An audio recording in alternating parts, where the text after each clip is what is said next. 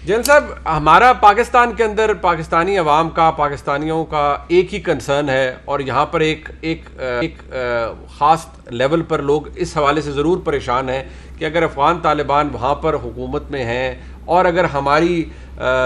جو اعلیٰ قیادت ہے، نیشنل لیڈرشپ ہے، جو فوج کی اعلیٰ قیادت ہے، جس طرح صافی صاحب نے کہا، اگر وہ بھی یہ سمجھتے ہیں کہ کوئی فرق نہیں ہے تحریک طالبان پاکستان اور تحریک طالبان افغانستان میں، تو پاکستان کے لیے کیا کوئی سیکیورٹی کنسرن ہے اور اس کے چانسز کیا ہیں پاکستان کے اندر کہ نہیں حالات بدل چکے ہیں یا نہیں کچھ بھی ہو سکتا ہے؟ پہلی بات یہ ہے منیب کہ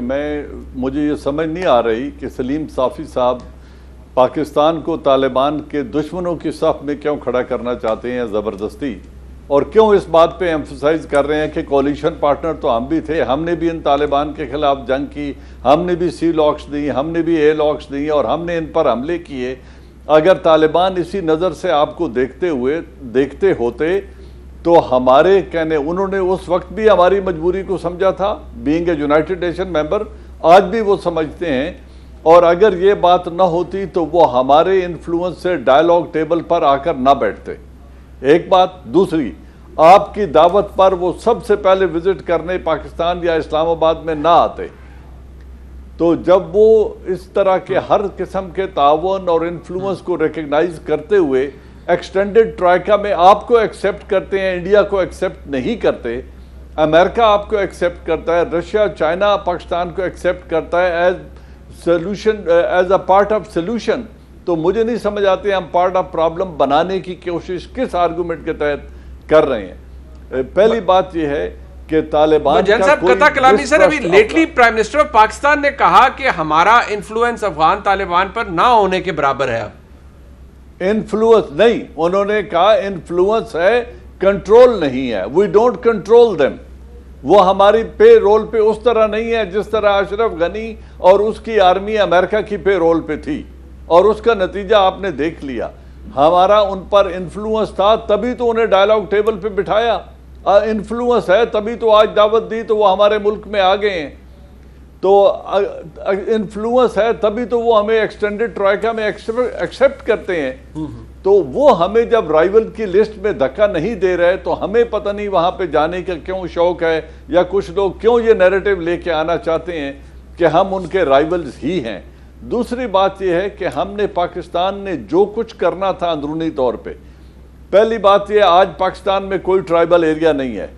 آج کوئی نو گو ایریا نہیں ہے، آج پاکستان کے بارڈر کی فینسنگ، پاکستان افغانستان بارڈر کی فینسنگ ہو چکی ہے، اس میں سرویلنس فیسلٹیز لگ چکی ہیں، اس میں 500 کے قریب قلعے بن چکے ہیں، ہم 2 لاکھ کے قریب فوج ہم نے افغان بارڈر پر ڈپلوائے کی ہوئی ہے۔ اگر اب کوئی سمجھتا ہے کہ ہمارے ملک کے اندر کوئی دہشت گردی کروا سکتا ہے تو میرے خیال میں اس کے امکانات بہت کم ہیں، اور کم از کم طالبان ایسا کوئی نہ ایمبیشن رکھتے ہیں نہ وہ ہمارے ملک میں دہشت گردی کروانا چاہتے ہیں۔ وہ جس پلیٹ فارم کو لوگ یوز کر رہے تھے وہ ابھی ان کا وہاں پہ عمل دخل ختم ہو گیا، را از آؤٹ،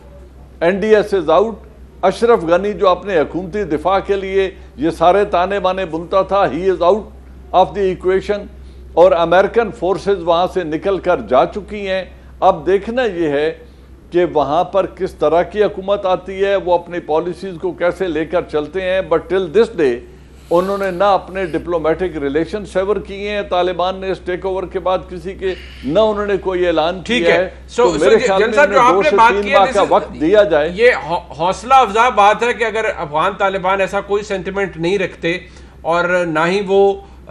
پاکستان اپنی سرزمین کو پاکستان کے خلاف ہونے دینا چاہتے ہیں، اور نہ ہی ایسا آپ کو لگتا ہے ہوگا، ڈیپینڈ کرتا ہے وہاں پر حکومت کس طرح کی بنتی ہے۔ صاحب جل صاحب کا پوائنٹ آف ویو مختلف ہے، ان کے نزدیک ہمارا پوزیشن فرق ہے، ہمارا کنٹرول نہیں رہا، وزیر اعظم نے کہا ہمارا اثر و رسوخ نہیں ہے، وہ کہتے ہیں انفلوئنس ہے اور ہماری وجہ سے وہ نیگوشیٹنگ ٹیبل پر بھی آئے اور حالات بھی ٹھیک۔ دیکھیں، پہلی بات تو یہ ہے کہ میں نے کچھ تاریخی فیکٹس بیان کیے ہیں، اگر اس میں کوئی چیز غلط ہو تو جنرل صاحب مجھے بتا دیں کہ اس میں کون سی چیز غلط ہے، نمبر 1۔ نمبر 2، جنرل صاحب جیسے لوگ ہی ہمیں پچھلے سالوں میں یہ بتاتے رہے کہ ان دونوں کا آپس میں کوئی تعلق نہیں ہے، وہ ڈیفرنٹ اکائیاں ہیں،